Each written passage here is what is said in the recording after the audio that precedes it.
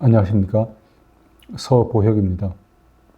남북평화재단이 진행하는 연속 강좌 두 번째 시간입니다.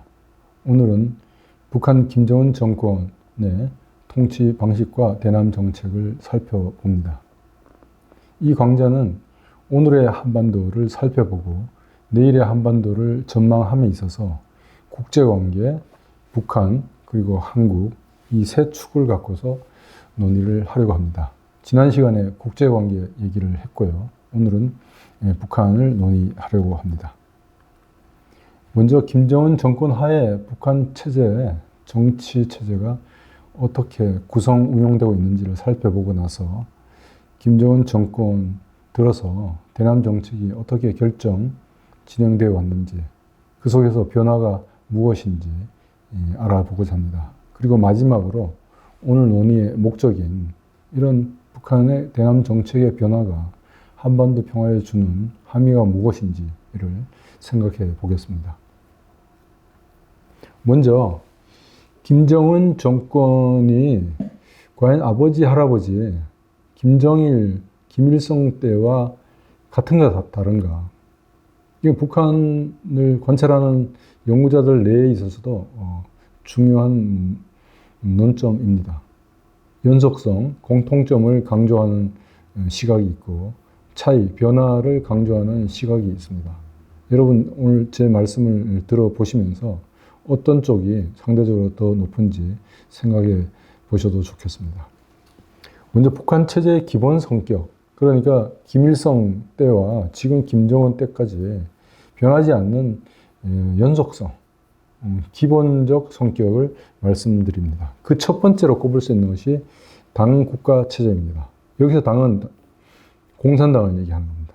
북한에도 사회민주당, 무슨 천도교 청우당, 뭐 이런 이 관변 정당이라고 하는데 이건 사실 이 정당이라 보기는 어렵습니다.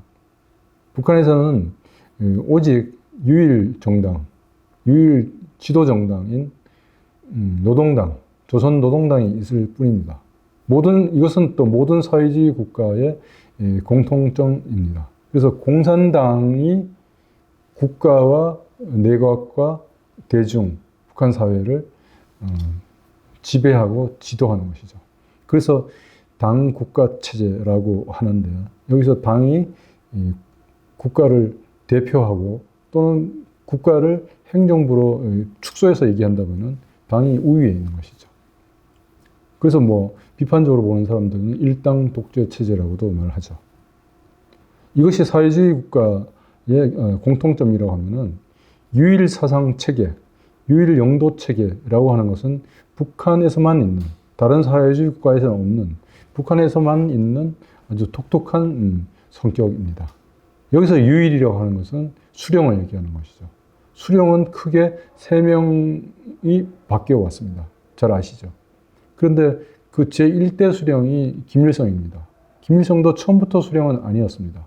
뭐 최고 지도자라든지 수상이라든지 했지만은 결국 그의 지도력이 정치적으로 인정받고 또 그의 능력을 과대 평가하고 또 그의 장기 집권을 정당화하고 또 그렇게 함으로써 정치적 기득권을 지속하려고 하는 친김일성 세력들이 김일성이 신으로 모든 것을 다 알고 다 할 수 있고 어떠한 잘못도 하지 않는 그런 신격화를 한 것입니다.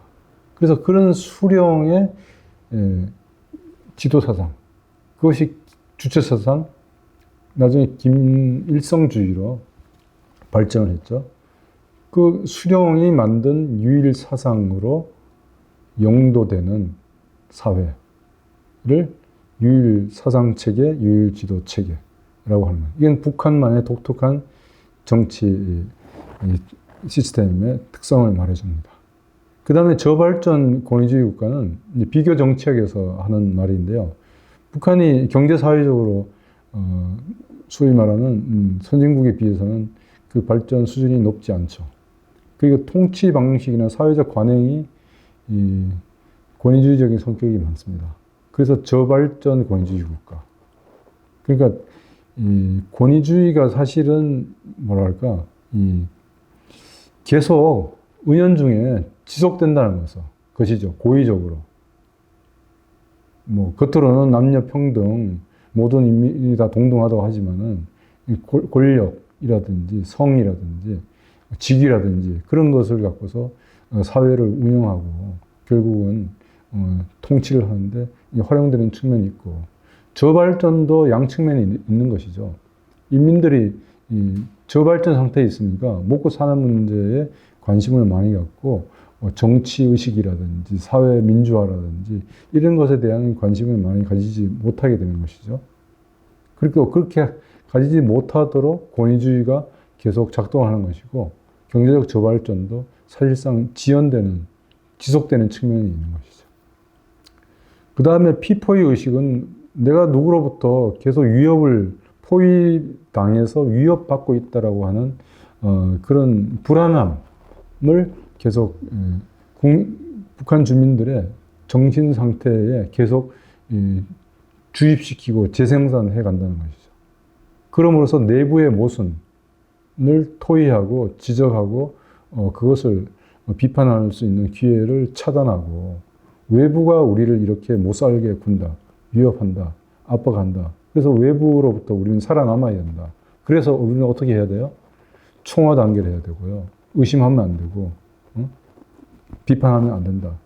그러니까 민주주의를 아예 근본적으로 이런 피포의 의식, 외부가 우리를 압박하고 무너뜨리려고 한다고 하는 이런 위협 인식을 계속 주입함으로써 내부의 건강성, 민주적 정신을 말살하는 것이죠.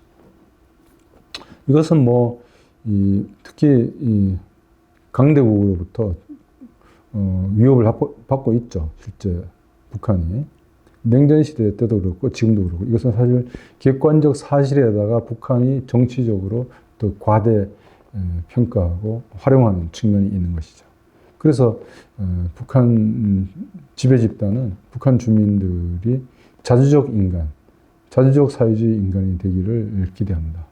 이것은 북한의 맥락에서는 결국은 수령의 이 가르침, 수령의 영도에 따라서 살아가고 생각하기를 바라는 집단주의적 문화에 있는 인간이 되기를 바라는 것입니다. 자, 이것이 북한 체제의 기본 성격입니다. 정치든 문화든 이념이든 사회든 간에 그것을 관통하는 성격입니다. 그래서 기본 성격이라고 얘기를 하는 것입니다. 이것은 김일성이 최고 지도자였던 김정일이었던 현재 김정은이든 간에 다 그대로 나타나는 성격입니다.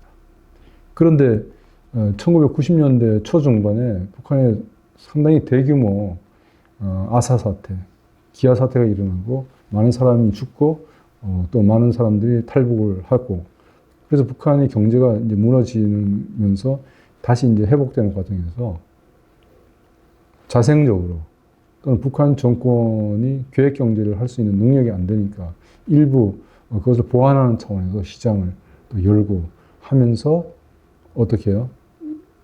개인의 이익, 경제적 이익, 경쟁, 이런 의식이 싹 트기 시작하죠. 그래서 나와 나 가족, 당과 그다음에 어떤 국가의 노선 이런 것보다는 개인주의라든지 이기주의가 이제 나타나는 것이죠. 그리고 탈북을 하고 또 갔다 온 사람 얘기를 듣고 또 외부의 정보를 또 다른 방식으로 접근하면서 비교관념이 생기게 되는 것이죠. 이게 과연 북한 체제의 기본 성격 또는 사회주의 또는 북한식의 수령 사회주의 체제를 바꿀 수 있는 그런 어떤 잠재적인 동력이 될까요? 아니면은 북한 체제가 현재 상당히 많이 경제적으로나 대외적으로 어렵기 때문에 그것을 이제 좀 상쇄하는 그런 점을 어느 정도 인정하면서 결국 체제의 전반적인 성격은 유지시켜 나가는 어떻게 보면 지배 세력의 입장에서 활용될 수 있는 측면이 될까요? 이것은 우리가 지금은 단정하기 어렵습니다. 지금부터는 지금 금방 말씀드린 북한 체제의 기본적 성격의 바탕 위에서 김정은 정권 들어서서 나타난 새로운 현상 또는 움직임들을 몇 가지로 말씀드리겠습니다. 정치적 측면과 사회적 측면에서 몇 가지 말씀드리고 경제적 측면을 간단히 말씀드리겠습니다. 그 첫 번째가 북한의 지도 이념으로서 김일성, 김정일주의, 이게 이제 하나의 이제 복합어입니다. 김일성, 김정일주의를 제시하고 있다는 점입니다.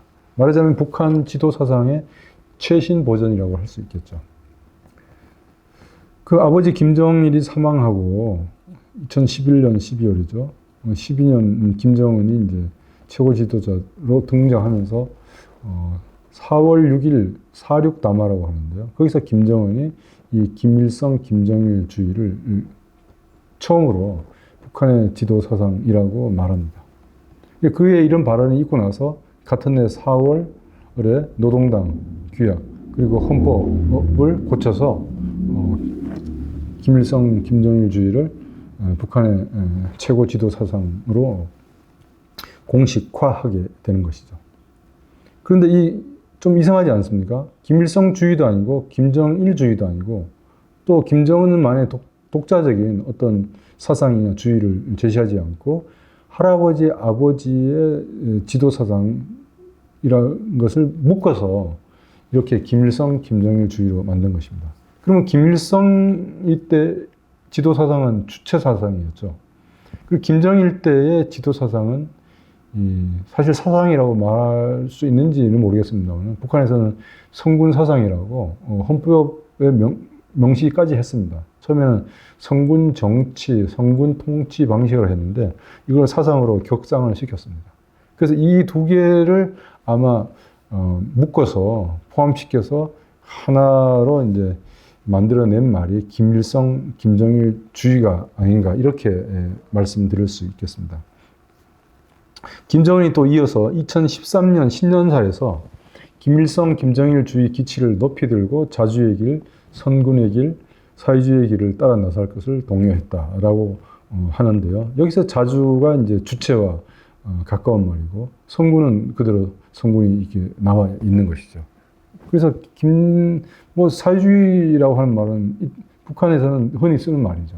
그러니까 다시 말해서 김정은의 독자적인 지도 사상은 제시하지 못한 채 할아버지, 아버지 때의 지도 사상을 하나로 묶어서 김일성, 김정일주의를 김정은 정권 하에 지도 사상이라고 말을 하고 있는 것입니다. 사실상 좀 엉성하죠. 그리고 같은 해 13년 1월에 있었던 노동당 제4차 당세포 비서대회에서 김정은이 말합니다. 이제 김일성, 김정일주의의 본질은 인민대중제일주의다 라고 얘기했습니다. 우리 민족 제일주의라고 하는 말도 김정일 때 그때 90년대 초니까 김일성이 살아있을 때죠. 그때 그런 말도 했었는데 인민대중제일주의라는 말도 그 이후에 상당히 자주 거론이 됐었습니다. 근데 김일성, 김정일주의의 본질은 인민대중제일주의다. 주체사상에서 또는 저발전 국가에서 지배 세력이 또는 정권 최고 지도자가 인민대중을 위해서 저는 복무하겠습니다. 말하는 것은 사실상 상식적인 것이죠. 물론 북한에서는 하나의 이제 표어를 만든 것이죠. 용어를 인민대중제일주의라고. 이것은 아마 김정일이 자기가 집권한 지 얼마 안 됐고 또 집권 과정에서 장성택 숙종 과정에서 또 피를 보지 않았습니까? 그 대중들을 지지를 이끌어내고 대중들한테 자기의 정치적인 기반을 튼튼히 해 나가기 위한 노력의 일환이 아닌가 이렇게 당시에는 분석을 했었는데 이게 이제 시간이 가면서 김일성, 김정일주의가 김정은이 지금 집권한 지 한 15년이 지나지 않았습니까? 그런데 이제 공식적인 지도 사상이라고 얘기를 하니까 그 의미가 상당히 이제 심화되었다고 볼 수 있는 것이죠. 그리고 결국은 2016년 신년사에서는 김정은이 또 자강력 제일주의를 덧붙여서 김일성, 김정일주의의 실천 이데올로기라고 합니다. 그러니까 이 말은 김일성, 김정일주의가 처음에 좀 엉성해 보였는데 본질이 인민대중제일주의고 또 실천 이데올로기가 자강력 제일주의고 하면서 이 김일성, 김정일주의의 논리 체계를 차차차차 만들어 나가는 것을 알 수 있습니다. 이 두 번째가 이제 김정은 정권에 들어서서 새롭게 제시하고 있는 하나의 이데올로기가 우리 국가 제일주의입니다. 예, 여기서 이제 눈에 띄죠. 우리 민족 제일주의가 90년대 초에 있었습니다. 그때 우리 민족 제일주의일 때 그 민족이 뭐냐라고 할 때 저도 한번 그 조사를 해봤는데요. 김일성 수령이 이끌어가고 있는 우리 공화국, 북조선 인민. 이걸 우리 민족 또는 조선민족, 김일성 민족이라고 얘기했습니다. 우리는 깜짝 놀라는 거죠. 근데 때에 따라, 필요에 따라서 또 남북 관계가 좋아지고 남북 대화와 관련된 얘기를 할 때 또 우리 민족 제일주의에서 민족을 또 얘기합니다. 그러니까 우리 민족 제일주의에서 민족은 되게 다의적인 의미로 북한 정권의 필요에 따라서 그 당시의 정치적인 상황에 따라서 선택을 하는 것이죠. 근데 그것과 다르게 우리 국가 제일주의라고 하는 것은 양의적으로, 다의적으로 쓰이지 않겠죠. 여기서 우리 국가는 딱 하나입니다. 그죠? 북조선, 조선민주주의 인민공화국입니다. 그러면은 우리 민족 제일주의를 강조했던 경우하고는 어떻게 차이가 나지? 그러면 남한이 포함될 가능성이 이제 배제되는 것이죠. 여기서 과연 최근 김정은이 이제 공식화한 적대적 두 국가 관계의 단초를 볼 수도 있겠다는 생각입니다. 2017년 11월에 북한 노동당 기간지 노동신문에 이 용어가 처음 등장한 것으로 알려져 있습니다. 이때는 인민대중의 자력 경생, 자강력 제일주의, 우리 민족 제일주의와 함께 거론되었다고 합니다. 그런데 아까 우리 민족에서 민족이 다의적으로 쓰이면서 북한 인민, 김일성 민족, 뭐 이렇게 아주 북한 체제 내에 있는 구성원들로 한정되었다고 얘기하지 않았습니까? 근데 우리 국가 제일주의와 함께 이 용어가 쓰였다고 보기 때문에 북한 체제로 한정된 여기서 우리 국가와 우리 민족을 만약에 등치시킬 수 있다고도 볼 수 있는 것이죠. 그러면 남북 통일, 남북 대화, 민족 통일 이런 얘기와 좀 거리가 이제 나타나는 것이죠. 이어서 2019년 신년사에서 김정은이 또 얘기합니다. 이때는 보다 이제 분명하게 우리 국가 제일주의를 신령으로 간직할 것. 여기서 이것은 누구입니까? 이 신년사의 청자는 누구예요? 북한의 모든 인민들이죠. 물론 이것을 듣고 싶은 사람은 뭐 듣겠지만은 기본적인 청중이 북한 인민이에요. 그리고 이제 노동신문에 이제 신년사가 나오니까 북한 노동당원들이 1차적인 대상이 될 수도 있겠죠. 그러면 이 우리 국가 제일주의가 김정일 지도자 종자에서 새로운 구호 또는 지도 사상으로 올라가는 거 아니야? 이렇게 이제 추론을 할 수 있는 거죠. 북한 인민들이, 당원들이. 그리고 그 이후에 이 우리 국가 제일주의가 점점 더 그 논리를 붙여갑니다. 그리고 이것을 당원들을 중심으로 해서 전국적으로 사상교양 사업으로 확산시켜 나가고요. 그 일환으로서 국풍운동이 전개됩니다. 국풍운동. 국풍운동 하니까 생각나시는 분도 있을 것 같은데 80년대 초반 전두환이 광주 시민들을 학살하고 불법적으로 반민주적으로 정권을 탈취하면서 자기의 정권의 기반을 닦아야 되고 국민들의 비판의식, 정치의식을 무마하기 위해서 3D 정책이라고 3S 정책이죠. 스포츠, 섹스, 그 다음에 또 하나는 뭐죠? 스크린이죠, 영화. 이런 걸 대중의 관심을 다른 데로 돌리고 자극적이고 말초적인 그런 수준으로 바꾸는 것이죠. 뭐 그게 생각이 나는데 여기서 말하는 김정은이 우리 국가 제일주의를 대중들한테 확산하기 위한 국풍운동과 같다고 보기는 어렵습니다만 국기, 국장, 국화, 국수, 나라의 나무, 국조, 새, 애국가, 준법 이런 것들을 계속 이렇게 만들어서 그다음에 홍보하고 그리고 교육시키면서 야 조선민주인민공화국 김정은 지도자 동지가 이끄는 우리 공화국은 세계에서 최고야. 이 최고가 아닌가 알지만은 계속 당에서 위에서 그렇게 자꾸 얘기를 하니까 자꾸 듣고 교육 선전을 받잖아요. 그러면 자꾸 이제 입에서 나오는 거죠. 위에 윗사람이 공식적인 회의 자리에서나 토론 자리에서 부르면은 이제 그게 계속 말하는 사람들은 앞에서 서론에서 나오지 않겠습니까? 그래야 인정받고 하니까요. 그리고 21년이면 김정은이 집권한 지 이제 9년이 되어가는 때인데요. 이때가 이제 노동당 제8차 대회가 일어났습니다. 노동당이 북한 체제를, 북한 사회를 지도하는 정치 집단, 내각 최고인민회의보다 더 높다고 얘기했죠. 그런데 그 노동당에서 최고 의결 기구가 당대회입니다. 여기에서 우리 국가 제일주의 시대를 선포했습니다. 김정은이가 이제 우리 국가 제일주의를 자기의 지도 사상, 통치 전략을 대변하는 하나의 이데올로기로 선정을 했다는 것이죠. 여기서 이제 아까 우리 민족 제일주의, 우리 국가 제일주의가 같이 쓰이기 시작했다고 하지 않았습니까? 그때 국가와 민족이 거의 여기서는 이제 일체화가 됩니다. 8차 노동당 대회에서는. 여기서 민족은 김일성 민족 또는 김일성이 이제 영도하는 공화국 인민들.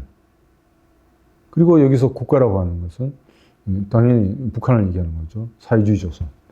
그래서 국가와 민족과 이것을 누가 제창했습니까? 누가 이걸 이끌어갑니까? 수령이죠.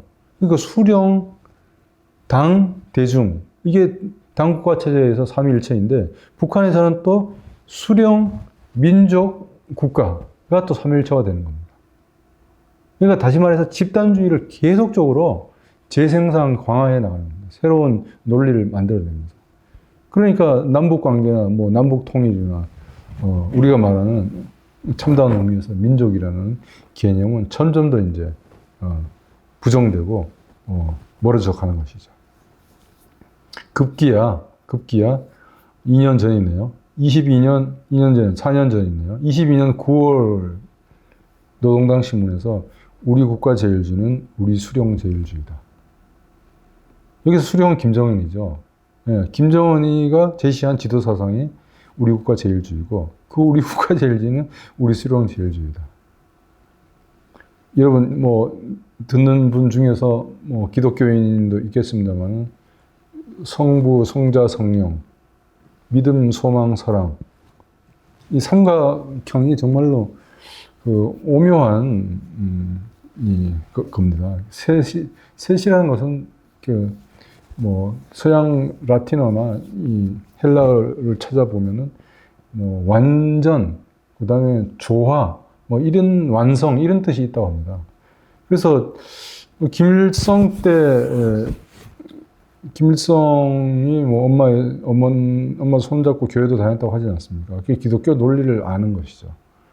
그래서 이 삼각형 논리 이거를 이 북한의 통치 이데올로기를 만들고 확산하는데 잘 활용하고 있는 것 같습니다. 수령, 민족, 국가. 우리 국가 제일주의는 김정일 시대 우리 수령 제일주의다. 이렇게 그들은 말하고 있습니다. 이것을 분석한 저희 통일연구원 이무철 박사의 정리한 바에 따르면 우리 국가 제일주의의 논리 체계는 목표와 주요 과제, 그리고 주요 내용, 그리고 본질적 내용, 사상, 정신적 기초 이렇게 구성되어 있다고 말합니다. 목표는 당연히 사회주의 부강조국 건설이고 주요 과제는 북한은 역시 중국 소련과 다릅니다. 수령의 사상, 첫 번째 수령이고 또 수령의 무엇? 군사기술, 뭐 정치 지도 노선은 아니고 사상입니다. 사상. 그래서 북한을 사상의 나라라고도 말합니다. 이거 물질, 사회, 과학기술 이런 게 부족하니까 그것을 정당화하거나 통치를 정당화하거나 한계를 은폐하는 데 있어서 정치 사상을 그렇게 강조합니다. 그래서 경제에 있어서는 항상 이 사상적 측면과 경제 기술적 측면이 항상 긴장 관계에 있죠. 그래서 당 지도원과 지배인 하고 항상 갈등 관계에 있는 것이죠. 근데 어쨌든 간에 여기 우리 국가 제일주의의 논리 체계에서도 보면 주요 사상의 첫 번째가 수령의 사상과 업적을 개선한다. 그 다음에 당과 인민의 단결, 그리고 사회주의 경제가 세 번째 나옵니다. 과학기술이 네 번째예요. 이러니까 저발전 권위주의 국가의 그 특성이 개선될 수 있겠습니까? 아니면 그게 온전 지속되겠습니까? 그 주요 내용, 존엄 높은 인민의 나라, 사상적 일색화, 자립적 민족 경제, 자유적 국방력, 뭐 이런 것들을 열거하고 있습니다. 새로운 내용은 아닙니다. 그리고 그러면서도 본질적 내용이라고 구별해서 언급할 수 있는 것이 사회주의 조국의 위대성에 대한 긍지. 이 아까 우리 국가 제일주의의 사실 그래서 본질적 내용이라고 하는 것 같습니다. 그리고 국가의 국력을 최고의 높이에 올려 세우려는 강력한 의지. 이게 뭘까요? 하나만 꼽으라 그러면 핵능력을 계속 강화시키겠다는 것이죠. 인민들의 삶, 경제, 이런 거와 관계를 대등하거나 병행 발전이라고 말은 하지만은 그렇지 않은 것이죠. 북한은 고도로 사회가 군사화되었을 뿐만 아니라 자원의 상당히 많은 부분을 보통 국가들에 비해 평균의 두세 배 이상 군사력에 투자를 하고 있습니다. 사상적 기초는 주체사상과 김정일 애국주의라고 합니다. 세 번째, 김정은 체제 하에 북한 체제. 김정은 정권 하에 북한 체제의 또 하나의 특성은 수령제 사회주의다. 이것은 김정은 시기만의 특성은 아니죠. 다른 사회주의 국가와 다른 특성이 이기는 합니다만은 김일성 때부터 지금까지 지속되고 있는 북한 체제 하에 있어서는 연속성을 보이고 있는 특성입니다. 수령 유일 사상. 수령은 전지전능하고 무례하다는 거 말씀을 드렸죠. 그리고 수령 당 인민의 삼위일체인데 그 중에 제일은 수령이라는 것이죠. 그래서 북한에서는 이 사회주의 국가에서 일반적으로 강조하고 있는 민주 집중제의 원리가 작동이 거의 안 되고 있습니다. 왜냐하면 수령의 교시, 지시가 다른 모든 합리적인 요소들을 억제하기 때문입니다. 이것은 이제 김정일 체제하에 북한의 특징이라고 볼 수 있지만은 김정은 시기만에 독특한 것은 아닙니다. 잠시 김정은 정권 들어서 북한의 지도 집단인 유일 지도 집단인 노동당의 중앙 조직 체계를 보시면은 지금 현재 김정은이 총비서로 되어 있고요. 뭐 총비서 아니더라도 상관없지만은 수령이기 때문에 김정은이 수령이라고 하는 뭐 아주 정신적인 최고 지도자의 자리뿐만 아니라 노동당의 총비서, 그 다음에 국가의 최고 직위에 있는 국무위원장으로서 역할을 겸임하고 있습니다. 그 밑에 상설 당 조직이 있습니다. 거기에 당 중앙위원회, 노동당 대화가 열리지 않을 때는 당 중앙위원회 전원회의가 최고의 의결기구이죠. 그것이 열리지 않을 때는 일부 구성되어 있는 당 중앙위원회, 상임위원회가 있습니다. 그리고 분야별로 당 중앙위원회의 결정을 보좌하는 비서국이 있고 그 옆에 25개의 전문 부서들이 있습니다. 그리고 왼쪽에 있는 당대회와 정치국, 당중앙군사위원회, 중앙검사위원회는 비상설입니다. 물론 정기적으로 열리도록 명시되어 있지만 상설 조직은 아닙니다. 그래서 기본적으로 노동당은 비서국에서 상설적으로 운영되고 있고 주요 결정은 당 중앙위원회에서 하고 있다.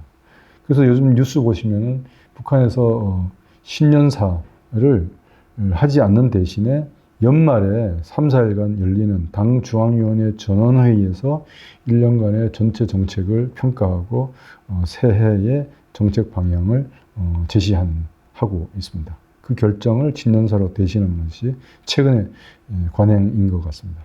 그리고 북한의 국가기구도를 잠시 보겠는데 자세히 보이지는 않을 겁니다. 왼쪽에 있는 큰 그림이 국무위원회입니다. 왼쪽 위에 국무위원회이고 그 밑에가 내각입니다. 우리로 치면 행정부죠. 그러나 그 권한은 높지 않습니다.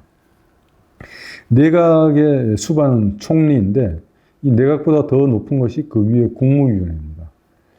우리로 비교하기는 좀 어려운데 글쎄요. 국가안전보장회의 플러스 알파라고 생각합니다. 왜냐하면 국가안보만 다루지 않기 때문에요. 이 국무위원회 위원장이 김정은이고 그 밑에 부위원장과 위원들이 있는데 그 명단은 항상 좀 변화가 있어서 이렇게 이름은 밝히지 않고 있습니다. 그 밑에 내각의 총리, 부총리가 있고 그 밑에 우리로 치면 정부 부처와 위원회들이 있는데 상당히 많이 있습니다. 한 40여 개 됩니다. 국가계획위원회, 교육성, 문화성, 보건성, 그리고 그 위에, 내각 위에 국방성, 국가보위성, 사회안전성. 우리로 보면은, 국방부, 그 다음에 국가보위부니까 이것은 뭐라 할까요? 합동참모본부로 할까요? 사회안전성은 우리가 지금 경찰청 같고요. 이건 이제 국무위원회에 직접 직할 체계로 되어 있습니다. 그리고 전체 그림의 오른쪽 위하고 중간이 최고인민회의입니다. 우리가 지금 국회죠. 근데 최고인민회의는 우리랑은 좀 다른 게 지역에 도와 시 차원에서도 도 차원에서도 인민위원회라는 게 있습니다. 이름은 인민위원회인데 최고인민회의처럼 해당 광역, 도, 직할시, 특별시의 인민들 대표들이 그 지역의 주요 관심사항을 결정하는 것이죠. 그 사이에 최고인민회의 상임위원회가 있고요. 그리고 그 내에 예산위원회, 법제위원회, 외교위원회가 있습니다.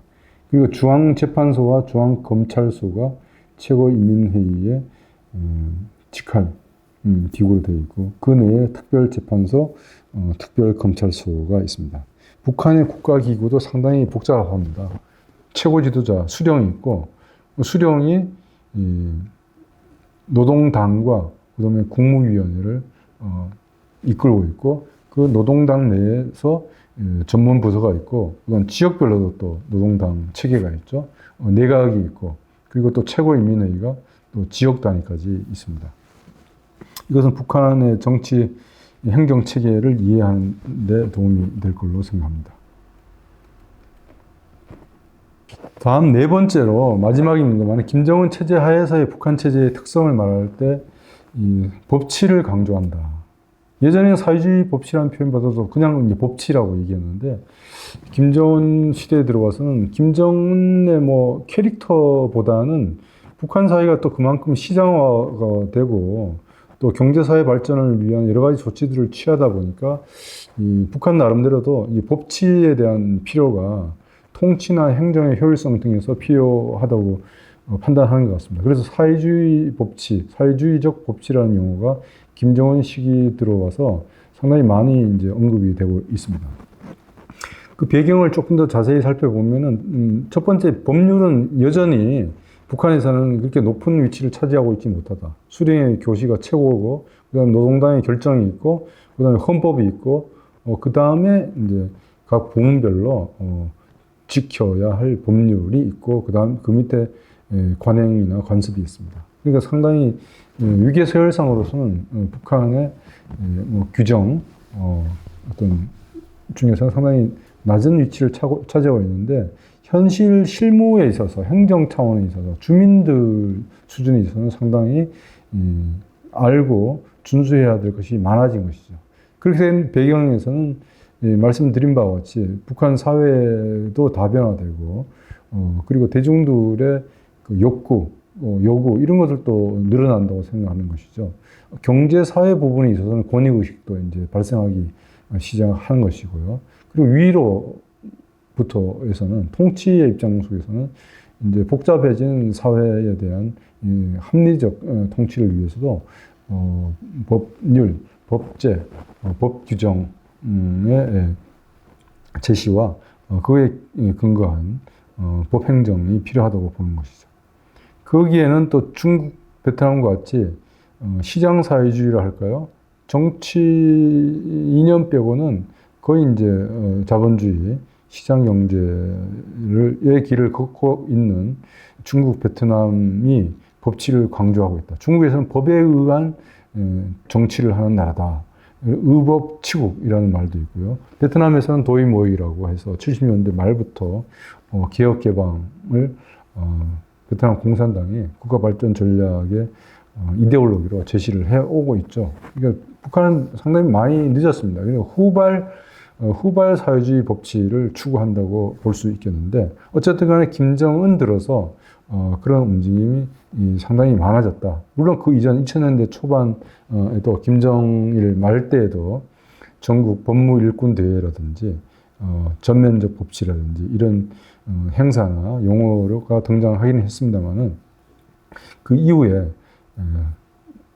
법률, 법치를 강조하는 여러 가지 학술적인, 제도적인, 법적인 조치들이 많이 나와 있습니다. 그 대표적인 하나의 징후가 일반 북한 주민들이 보는 대중년 법전이 2004년에 발간되었다는 것입니다. 자, 그러면 김정은 들어서서 사회주의 법치가 어떻게 본격화되고 있는지 살펴보겠습니다.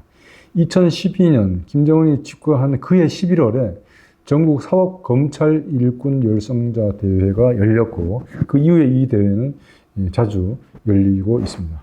그리고 그해 말 12월 19일에 법제정법이라는 것이 만들어졌습니다. 앞으로 모든 법률을 만들 때 어떠한 방향과 원칙에 의해서 만들어야 하느냐라고 하는 법제정법이라는 것이 만들어지고 그 이후에 공화국 법전에 기존에는 187개의 법률이 수록되어 있었는데 2022년에 그해 김정은 집권 1년 차에는 285개로 증가했고 작년에는 304개의 법률이 공화국 법전에 수록되었다고 하니까 상당히 많은 분야의 법률이 새로 제정되었다고 할 수 있겠습니다.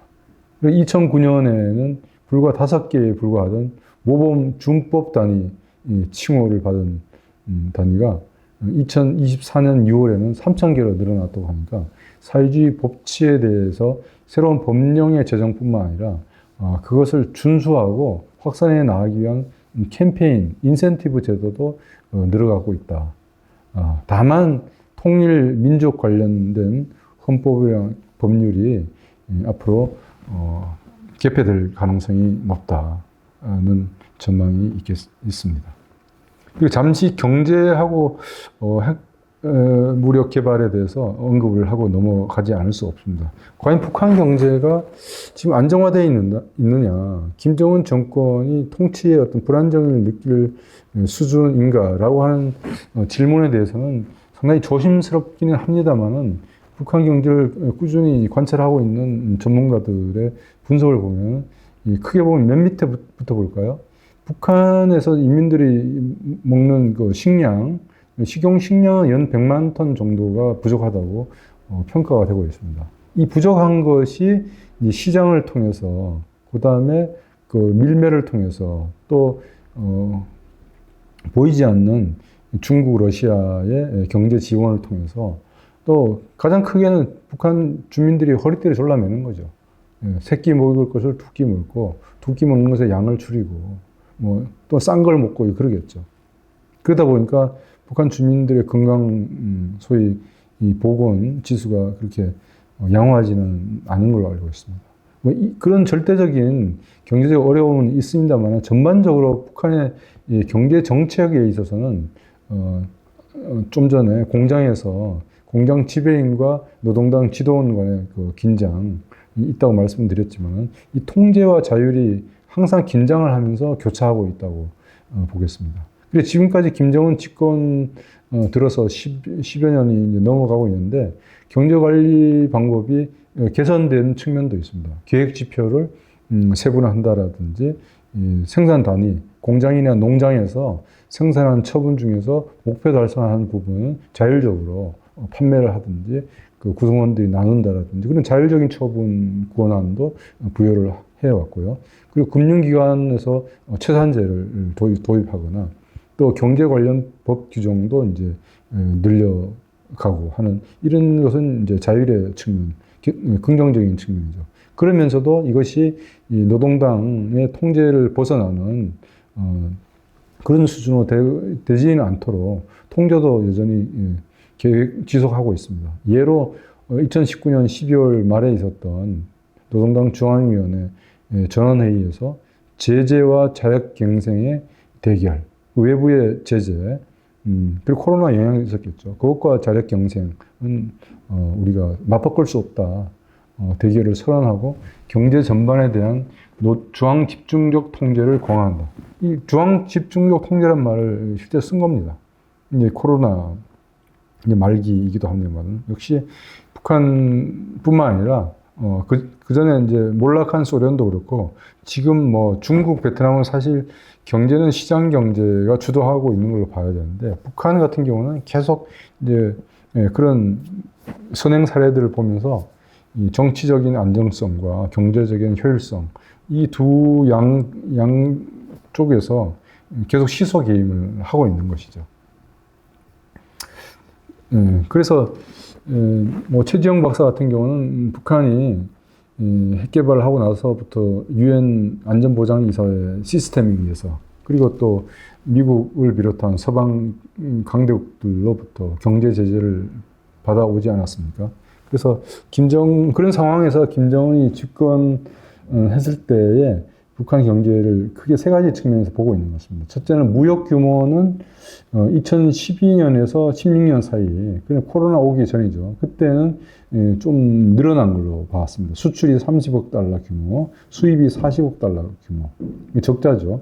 그렇게 오다가 이제 대북 제재가 이제 강화되고, 거기에 코로나가 터지면서 국경이 봉쇄되면서 무역 규모가 급격하게 줄어들면서 북한 주민들은 이제 상당히 허리띠를 더 졸라매고 일부에서는 아사자도 발생했다는 얘기가 있습니다. 그리고 이제 코로나가 끝나고 또 중국에 보이지 않는 경제 지원과 또 러시아 우크라이나 전쟁이 터지면서 어떻게 보면은 한쪽에서는 사람이 죽는데 또 한쪽에서는 이제 경제적으로 군사적으로 또 유리한 상황이 되는 북한 또 인민군들은 또 거기에 또 희생자가 발생합니다만은 무역 규모가 2022년 이 러브 전쟁이 터진 해입니다. 그것과 맞물려 있는 것이죠. 그래서 무역 규모가 다시 회복되는 것입니다. 적어도 러시아와는 이제 안전보장 조약도 맺었지만은 완전히 국제사회 제재를 이제 코웃음을 치면서 제재를 무시하면서 모든 분야에서 교역을 확대해 나가고 있어서 결과적으로는 현재 오늘날 북한 경제는 이 코로나 이전 상황으로 되돌아갔다. 그러나 경제 제재를 받기 전 여기서 경제 제재라고 하는 북한의 핵실험에 따른 국제사회 제재를 말하는데 그때 상황으로는 좀 돌아갔다 하기에는 좀 미흡하다. 그래서 전반적으로 수출 확대가 어려워서 무역 규모는 더 늘어날 전망은 크지 않지만은 러시아와의 이제 경제 특수가 있어서 경제는 그렇게 불안정하다고 보기는 어렵다. 그러나 북한 주민들의 삶의 질에 대한 기대 수준이 높아지고 그리고 북중 교역이 여전히 좀 늘어났다고는 하지만은 북한 인민들의 삶의 질을 다 충족하기는 어렵고 또 북한이 또 여러 가지 과학 기술, 경제적인 인프라 문제 때문에 지금 군이 동원해서 지방 경제를 발전시킨다는 거 아닙니까? 그래서 그런 구조적 한계는 여전히 있는 상태이지만은 김정은 정권의 통치에 불안정성까지 가져올 정도는 아니다. 뭐 이렇게 평가할 수 있겠습니다. 북한의 핵능력은 여러분이 언론을 통해서 많이 들으셨을 것 같은데요. 지난 2020년대 초반까지 북한은 전술 핵무기, 재래식 무기, 그리고 또 여러 가지 그 핵을 실어서 공격할 수 있는 여러 가지 군사 과학 기술을 발전시키는 데 있어서 많은 목표를 설정했습니다. 왼쪽이 그 부분입니다. 예를 들어서 전술 핵무기에 있어서 초대형 방사포, 신형 전술 로켓, 중장거리 순항미사일, 그리고 재래식 무기에 있어서도 뭐 탱크라든지 곡사포 등을 개발한다고 얘기가 되어 있고요. 보다 중요한 것은 다탄두 개별 유도 기술, 극초음속 활공 비행 전투기, 중형 잠수함, 핵 잠수함, 무인 타격 장비, 여기도 이제 무인 군사 무기가 나오죠. 군사 정찰 위성과 같은 것들을 개발하고 설계하기 위한 목표를 설정했는데, 이제 국방력 발전 5개년 계획 2021년부터 올해까지로 되어 있는데, 이 시기 지금 진행되고 있습니다. 막바지에 있는데 이때 이 시기의 목표는 전술 핵무기를 이제 보다 다양하게 개발한다. 소형화, 경량화한다. 그리고 초대형, 그러면서 반대로 초대형 핵탄두를 계속해서 생산해낸다. 15,000km급 대상을 명중시킬 수 있는 그 수준을 높인다. 그리고 핵 선제 공격뿐만 아니라 보복 타격 능력도 고도한다라고 하는 이런 목표를 설정해 왔고요. 그 중에서도 5대 핵심 과업입니다. 이것이 과연 올해 말에 들어서 과연 다 달성되었는지가 군사적으로는 상당히 중요하고, 북한 입장에서도 그렇고 지켜보거나 대응해야 될 주변 국가들한테도 상당히 위험한 목표인데요. 이 5대 핵심 과업이 뭐냐면 극초음속 활공 비행 전투부 개발, 그 다음에 수중 지상 고체 엔진 대륙간 탄도미사일 개발, 그 다음에 핵 잠수함과 수중 발사 핵전력 무기를 보유하는 것, 그 다음에 군사 정찰 위성을 운영하는 것, 그리고 마지막으로 500km 전방 종신 정찰 무인 정찰기를 개발하는 것입니다. 만약에 이것이 북한의 목표대로 다 달성된다라고 하면은 북한과의 전쟁을 신중하게 생각해야 되고, 북한 같은 경우에는 약간 호전적인 의지를 갖고 있다라고 하면은 선제 공격에 대한 유혹도 가지지 않을까. 그래서 이것은 결국 북한 주민들의 생존, 삶의 질, 경제 이런 것을 희생하면서 핵무력 개발에 매진해 가고 있음을 보여주고 있는데, 또 하나 놀라운 뉴스가 최근에 있었죠. 김정은이 공식 발언에서 그 러시아 우크라이나 전쟁을 보고서 결심한 거라고 이제 판단이 되고 있는데, 핵무력과 재래식 전력을 병행 발전시키겠다. 그리고 이것을 내년에 열릴 9차 노동당 대회에서 공식 노선으로 채택하겠다. 이런 발언을 최근에 했다는 뉴스가 나와서 우리를 더욱더 긴장시키고 있습니다. 자, 한번 보시죠. 김정은 체제에서 북한의 권력 체계 또 그림입니다. 또는 국가 발전 전략도라고 봐도 됩니다. 이것은 일반적으로 우리가 한 국가의 국가 발전 전략, 국가 이익의 우선순위 뭐 이런 것들을 설정할 때 최상위의 개념이 국가 이익이라는 것이 있고, 그것의 구체적인 형태로서 국가 목표가 있고, 이것을 추진해 나가는 전체적인 방법으로서 국가 전략이 있고, 이것을 구성하는 데 있어서 북한의 경우 일반적으로 외교 안보가 있고, 경제가 있고, 정치 사회가 있고, 북한의 경우에 대남 전략이 있고 통일 전략이 있는데, 김정은이 2023년 12월 노동당 중앙위원회 결정으로 또 그것도 발언을 했죠. 우리는 이제 남조선과 통일을 얘기하지 않는다. 우리는 민족이 없다.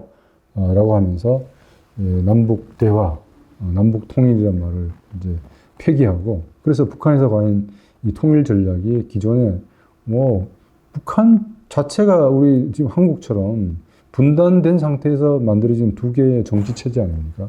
그러니까 이거 자체가 정통 속에 문제가 있는 것이죠. 그 체제 경쟁이 일어났고 어느 쪽이 통일을 주도하느냐, 통일을 완성시키냐라고 하는 게 있었는데, 북한은 북한대로, 한국은 한국대로 통일 전략이 있는데, 북한은 이제 통일과 민족을 이제 부정하기 시작했기 때문에 북한의 기존의 국가 발전 전략의 구상에 있어서 통일 전략이라고 하는 것이 지금 없어진 것이죠.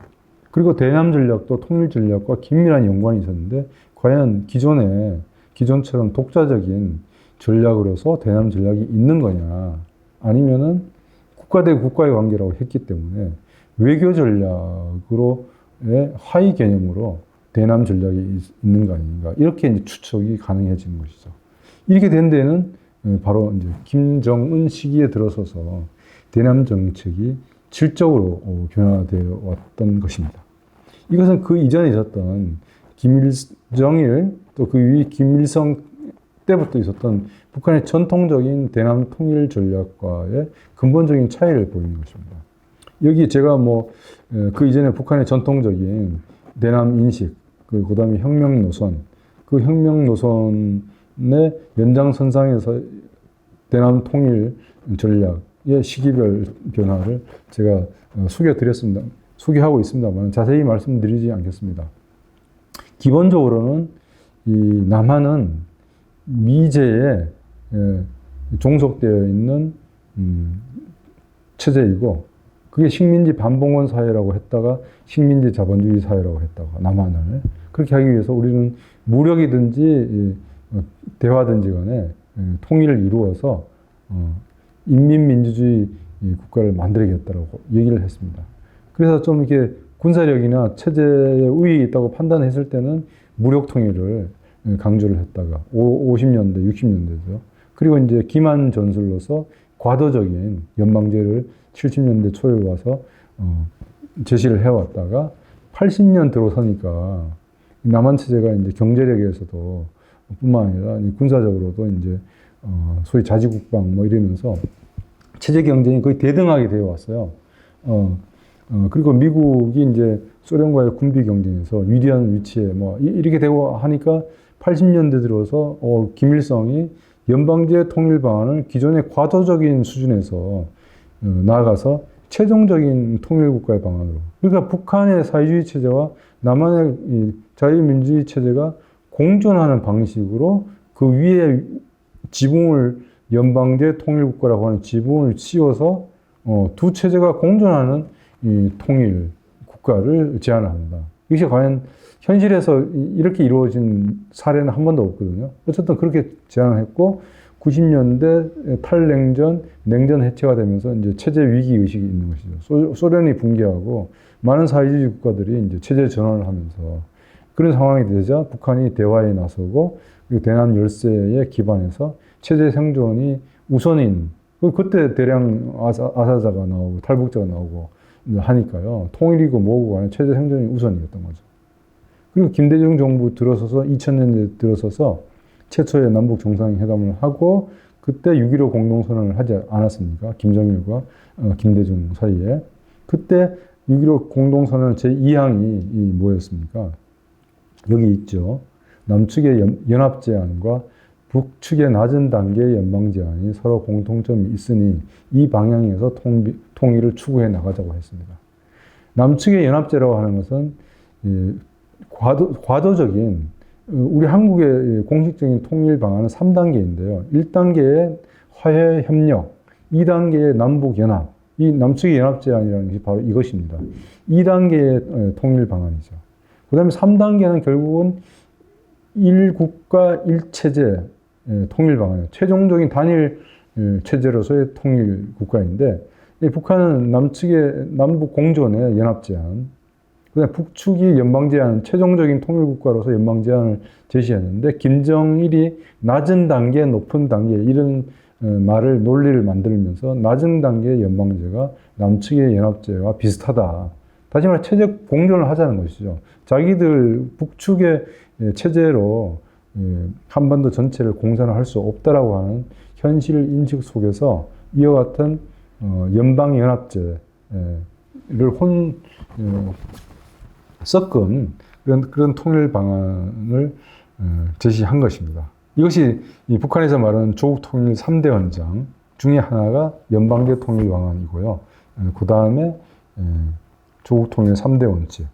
이것은 7.4 남북 공동선언에서 우리가 합의한 것이죠. 자주 평화 민족 대단결.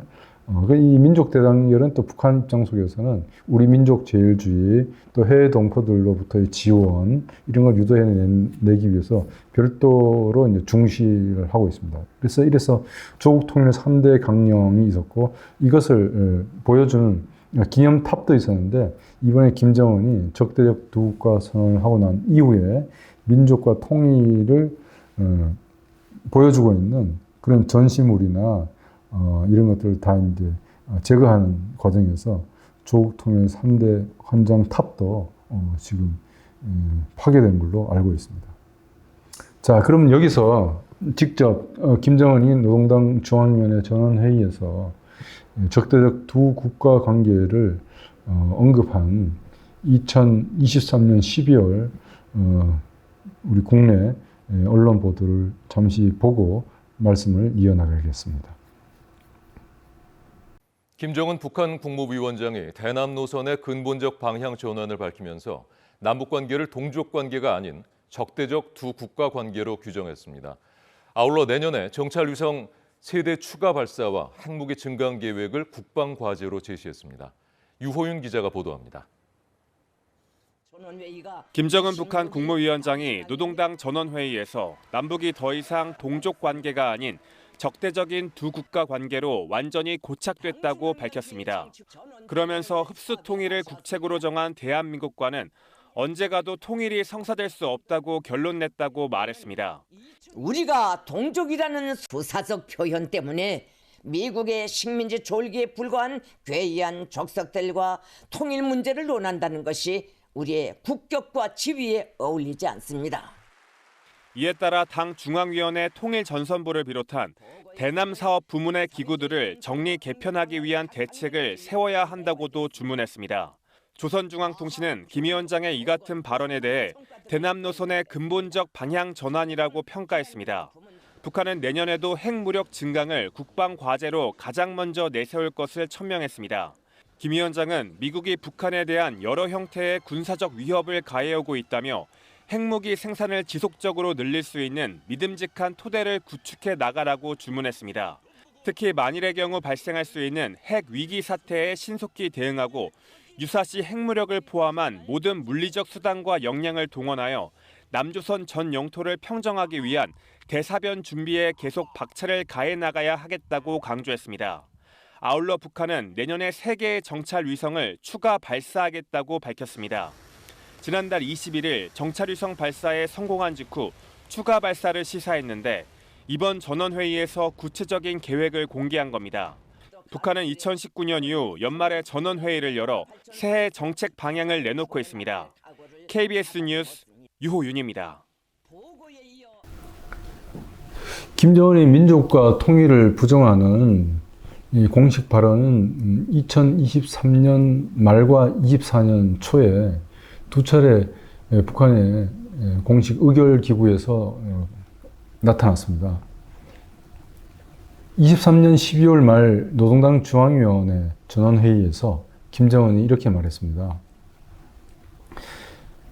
괴뢰들의 흉악한 야망은 민주를 표방하던 보수의 탈을 썼던 조금도 다를 바 없다.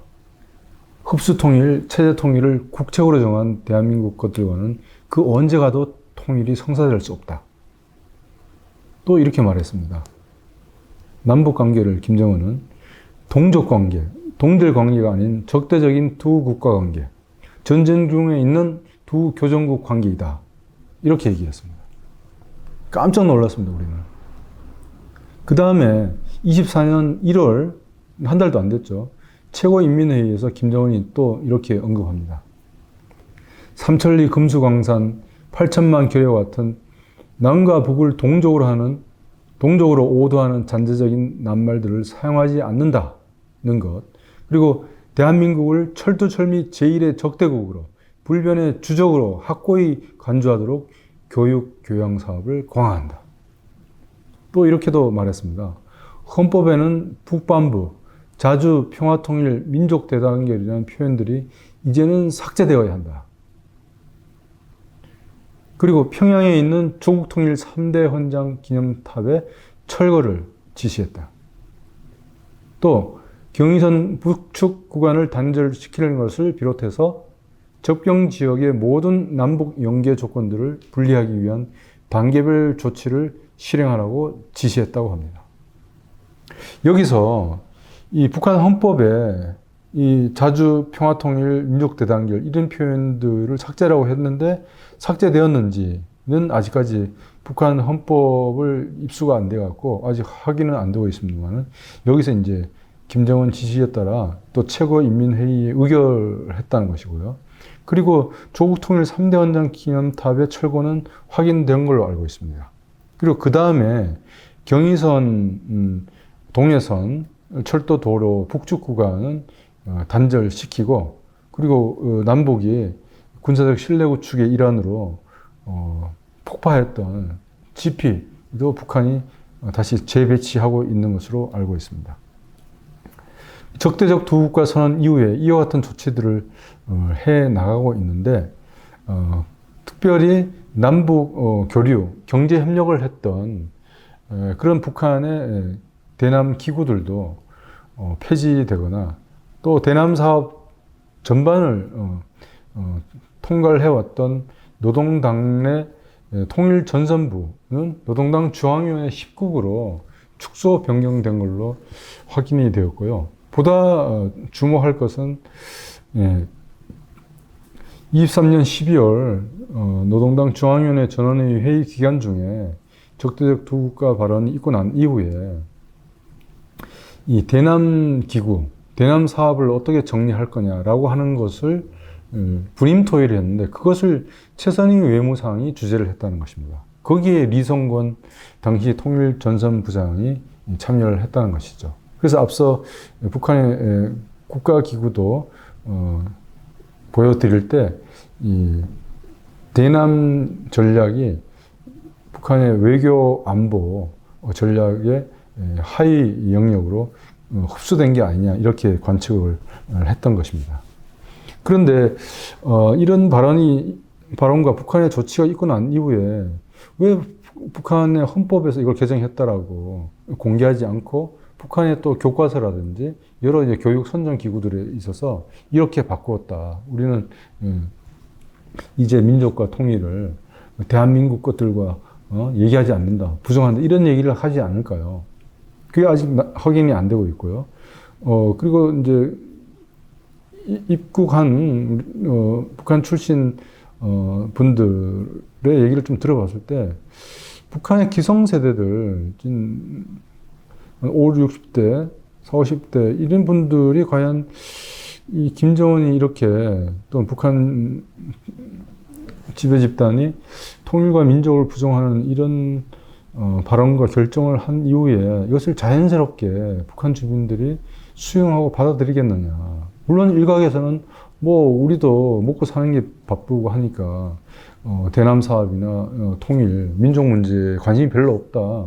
또 위에서 그렇게 결정하면 결정하는 거지 뭐 다른 의견이 있겠느냐. 이런 자세를 반응을 보이는 분들도 있습니다만 또 이렇게 다른 탈북민의 의견을 들여보면 이와 같은 민족과 통일 부족하는 논리가 북한 주민들한테 쉽게 이게 설득하고 이 전파되기에 좀 어려움이 있지 않는가. 그것이 헌법 개정과 여러 교육, 선전, 홍보 매체를 통해서 지금 공개화되고 적극적으로 벌어지고 있다는 소식이 없는 거 아닌가. 뭐 이렇게 보는 분들도 있습니다. 그래서 이 부분은 앞으로 더 살펴보아야겠지만은 어쨌든 김정은의 발언을 통해서 봤을 때 남한의 보수 정당이든지 진보 성향의 정당이든지 간에 어느 정치 세력이 정권을 잡아서 대북 관계 대북 정책을 보려더라도 지금까지 나타났을 때는 자기들이 별로 얻은 게 없다, 불만이 많다, 더 이상 기대할 수 없다. 그래서 남북 관계라고 하는 것, 그것을 뒷받침해줬던 민족 화해, 남북 통일, 뭐 이런 것을 이제는 전면적으로 부정하는 것이 아닌가. 이 그림은 이제 김갑식 박사가 만든 건데요. 김정은 정권의 이와 같은 대남 정책의 급격한 변화가 전개된 타임라인을 보여주고 있는데, 결정적 계기는 결국 2019년 2월 북미 트럼프와의 하노이 핵협상이 이제 결렬되고 나서 과연 미국과 무엇을 할 수 있겠느냐. 그리고 미국의 영향권 내에 있는 한국과, 그 당시에 이제 문재인 정부였죠. 이 하노이 정상회담이 결렬되고 난 이후 다음 해 최고인민회의에서 김정은이 문재인 정부에 대한 불만을 상당히 강하게 드러냅니다. 2019년 말까지는 북미 회담에 대한 미련을 북한을 버리지 않았습니다. 그러나 그 이후에 김정은이 2019년 10월인가요? 백두산에 올라가서 뭐 자기 생각을 정돈하고, 그리고 20년에 들어서 남북연락사무소를 폭파하고, 바이든 행정부 들어서서도 미국과 북한 사이에 대화는 이루어지지 않았고, 그 사이 22년 2월 러시아 우크라이나 전쟁이 발발하고, 그해 5월 윤석열 정부가 출범합니다. 자, 이렇게 되면은 남북 대화를 다시 열거나 남북 대화를 통해서 협력, 그리고 통일 노력, 이렇게 할 필요성이 점점 더 멀어지는 거죠. 그와 같은 긍정적인 요소는 어디에도 찾아볼 수 없습니다. 남북 간에도, 미국과의 관계에 있어서도, 또 국제 정세에 있어서도. 이와 같은 대내외적인 요인, 또 북한 스스로가 지금까지의 대남 관계를 평가해 봤을 때 얻은 것 거의 없다. 그래서 근본적인 불신을 드러내서, 그리고 신냉전 분위기 속에서 북방과, 그리고 반미, 반제국주의 성향을 갖고 있는 글로벌 사우스와의 협력, 중국, 러시아의 지지, 지원, 이런 것을 뒷배로 해서 소위 제한적 또는 의사 자력 경쟁 노선으로 국가 발전 전략을 수정한 거 아닌가, 이렇게 저희들은 보고 있습니다. 그래서 종합적으로 보면은 김정은의 대남 정책의 특징은 결국 핵 자강능, 핵에 의해서 군사적인 체제 안보나 정권의 정통성을 추구해 나가겠다는 것. 거기에서 남한과의 협력보다는 경쟁 대립을 채택한 것 같고요. 그래서 앞으로, 그럼에도 불구하고 과연 국제 정세, 미중 관계라든지, 그 다음에 한국의 국제적 지위라든지 이런 거 봤을 때 과연 대남 정책이 이렇게 계속 갈 건지, 그것은 또 예측하기 어려운 측면이 있고요. 그럼에도 불구하고 북한의 대남 정책에는 기존의 군사적 수단과 또 더해져서 사이버라든지, 그 다음에 과학기술을, 첨단 과학기술을 군사 분야에 투입한다라든지, 그래서 드론 같은 무인 항공 무기들의 활용이라든지 여러 가지 정책 수단에 있어서 하이브리드화 경영을 띠고 있다라고 평가할 수 있겠습니다. 김정은의 적대적 두 국가 관계, 대남 관계 부정에 대해서 국내의 반응은 크게 세 가지로 요약할 수 있을 것 같습니다. 첫 번째는 선평화 후 통일입니다. 정말 통일이 어렵다. 그러나 우리가 포기할 수는 없다. 이것이 어떤 통일이든지 간에. 그래서 북한과의 대화의 기회를 다시 잡아야 되는데, 지금 현재는 워낙 불신이 높고 북한이 이 남북 관계를 부정하고 있기 때문에 첫째 신뢰 조성에 바탕을 둔 긴장 완화, 평화가 우선이다. 이런 입장이죠. 그래서 북한과의 양자 대화가 가능할 때까지 북한의 일관된 대화, 평화의 메시지를 전달하면서 국제기구를 통한 다자적 접근을 통해서 대화의 기회를 갖자라고 하는 이런 입장이 하나 있고요. 두 번째는 아예 이 기회에 이미 이질화되어 있고 사실상의 국가 대 국가의 관계를 아주 공식화하자, 평화공조원으로 가자라고 하는 거죠. 통일 부정 평화 공조원으로 가자는 거죠. 그래서 북한의 내정에 대해서 우리가 간섭하지 말고 뭐 북한이 요구하고 우리가 필요하다 그러면은 대화나 교류를 할 수 있겠지만은 이제 통일은 이제 있자 불가능하다. 그리고 국민들도 통일을 원하지 않는 여론이 이제 더 높다. 뭐 이런 주장을 하고 있는 그룹이 있습니다. 세 번째는 뭐 통일 평화 뭐 이런 거의 선우보다도 북한이 핵으로 체제를 지속해 나가고 있고 또 우리를 위협하고 있고 한반도와 동북아시아에 긴장을 조성하고 있기 때문에 우리고 핵에는 핵이다. 눈에는 눈, 이에는 이처럼 그래서 우리도 핵무장을 해야 된다고 하는 높아진 그 국민 여론에 편성해서 핵개발, 대북 압박 그리고 대북 압박을 위한 한미 또는 국제 공조를 더욱더 강화해야 된다고 하는 어떻게 보면 군사주의적인 접근도 여론의 한 지형을 갖고 있다고 생각을 합니다.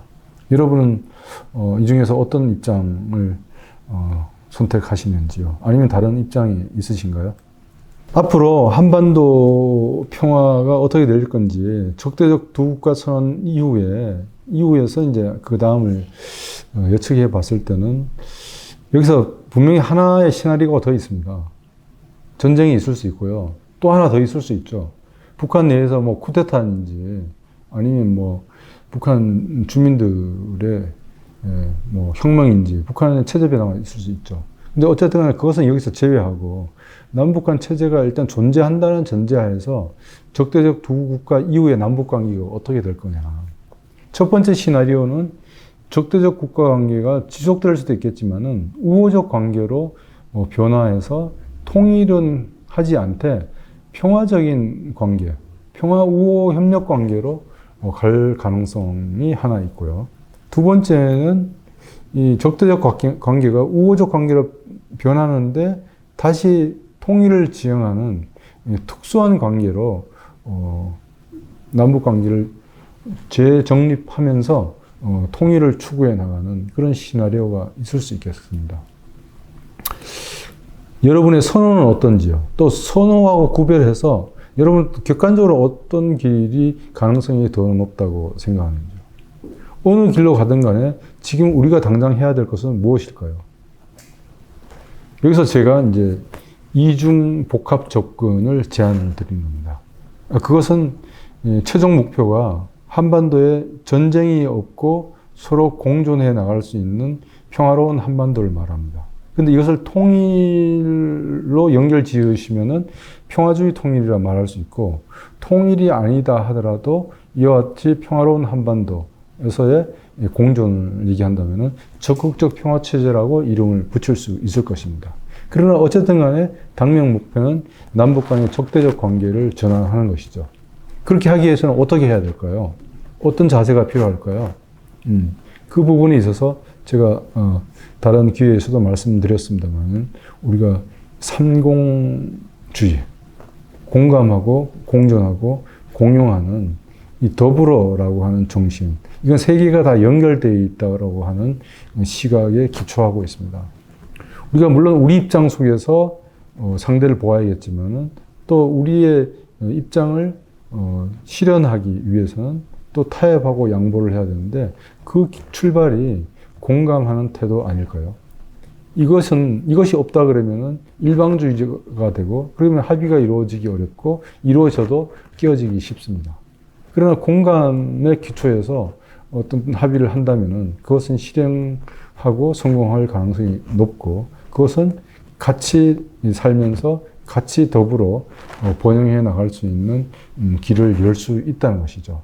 우리가 공존 공용은 말은 많이 했습니다만은 상대방에 대한 편견이나 우리 입장을 일방적으로 투사하는 그런 태도 때문에 공감이 부족하지 않았냐는 점에서 저는 공감을 좀 강조하는 편입니다. 그리고 추진 전략도 저도 뭐 말을 만들어 봤는데 삼평주의라고 해서 일단은 평화 공존을 해야겠죠. 통일을 싫어하시는 분은 바로 평화 공동체를 가도 되는데 통일을 하더라도 통일이 최종 목표가 아니라고 하는 점이 이 삼평주의의 특징입니다. 통일이 우리한테 목표일 수는 있죠. 이걸 동의하지 않는 분도 있지만, 그러나 최종 목표가 아니라는 점을 저는 강조드리고 싶습니다. 기존의 통일론이 흡수 통일이었든지 아니면 어떤 통일이었든지 간에 통일론의 기존의 공통점이 한 개는 통일해서 뭐 하냐, 통일 다음은 뭐냐라고 하는 것을 제시하지 않았다는 것입니다. 여기서 적극적 평화가 바로 구현된 것이 한반도 평화 공동체입니다. 여기서 남북 주민만이 아닙니다.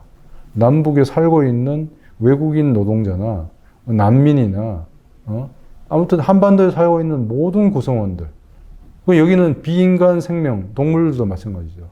다 존중받고 다 같이 공존할 수 있는 그런 조화로운 삶의 공동체를 평화 공동체를 합니다. 그래서 평화의 개념에 따르면은 적극적 평화가 구현된 상태를 평화 공동체로 하죠.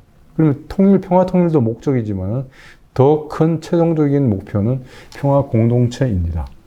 그래서 저는 이것을 삼평주의라고도 하고 평통평이라고도 말을 부릅니다. 그러면 우리 사회에서 불필요하게 통일이 먼저냐 평화가 먼저냐, 통일을 할 거냐 말 거냐, 이런 논쟁, 여기에 정치적인 비용을 들이붓는 것에 대해서 우리가 조금 더 벗어날 수 있지 않을까요? 통일은 결국 우리 후대가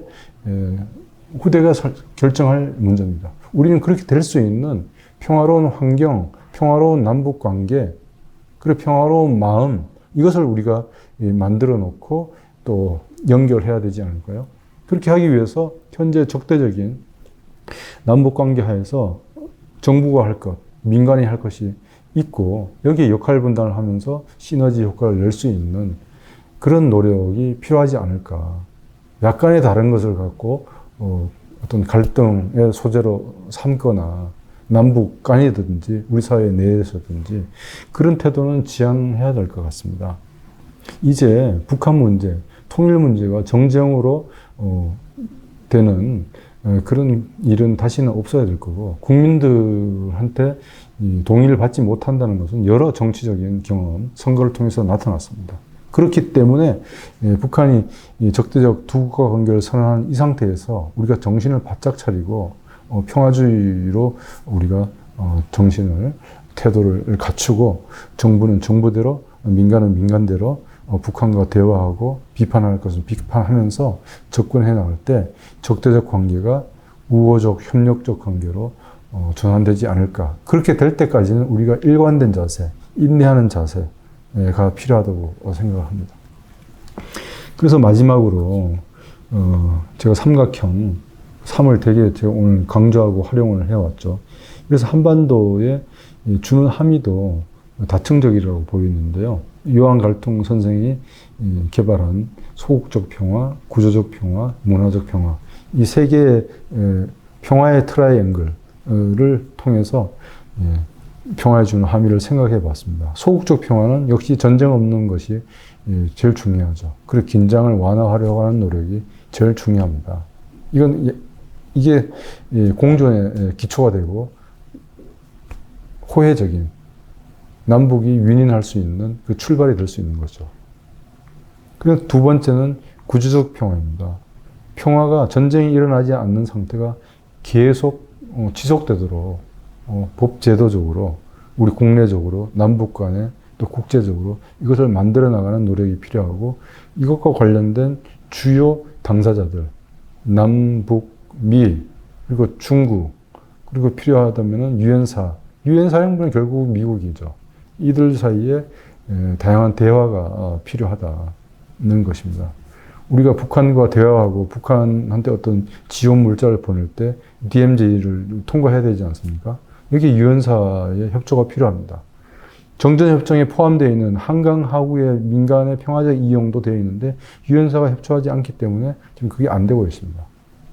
그래서 우리가 전략적 평화 구축이라는 개념을 지난 시간에 말씀드렸습니다만은, 현실적으로 가능한 전쟁 없는 상태의 지속을 법제도적으로 만들어 나가는 것이 구조적 평화인데, 한반도에서는 비핵 평화 체제입니다. 이것은 우리가 포기할 수 없는 목표라고 생각하고요. 이 문화적 평화라고 하는 것은 우리의 마음, 태도, 또 자연스럽게 평화를 만들어 나가는 협력을 말하는데, 여기서 생태주의를 하나의 이념으로, 가치로 제안하는 이유는 자연 보호 이런 걸 말씀드리는 게 아니라 생명의 존엄성을 우리가 인정하고 어떤 생명이든 간에 우리가 그것을 존중하고 같이 살도록 우리가 보듬고 돌보고 살피고 하는 그런 태도, 습관을 말하는 겁니다. 이건 개인적 차원뿐만 아니라 국가적 차원에서도 이제 필요한 것이죠. 그래서 이제 생태주의라 그래도 좋고 생명 평화라고 얘기를 해도 좋습니다. 분단으로 아픔을 겪고 있는 분들한테 우리가 치유의 손길을 먼저 내밀어야 될 것이고요. 그리고 이 전쟁의 위험, 군사적 긴장이 이 남북한 주민들의 일상, 그리고 경제생활, 그리고 심리적 상태, 한테 얼마나 큰 부정적 영향을 주고 트라우마까지 주지 않습니까? 그건 동물한테도 마찬가지 아닙니까? 그래서 이와 같은 적대적인 남북 관계가 지속되어 있는 상황을 우리가 한탄하거나 또 그것을 애써 외면하려고 하기보다는 이런 기회에 평화가 무엇이고 평화를 어떻게 만들어야 되는지를 보다 심도 깊고 폭넓게 생각할 기회로 우리가 생각을 바꾸면 어떨까요? 이것으로서 오늘 제 강의를 마치고 다음번에는 우리 국민 여론은 선평화인가 호통인가, 우리 한국 여론을 살펴보는 시간, 네 번째로는 또 우리 정부가 해온 역대 통일 정책을 성찰하는 시간을 갖도록 하겠습니다. 여러분 들어주셔서 감사합니다.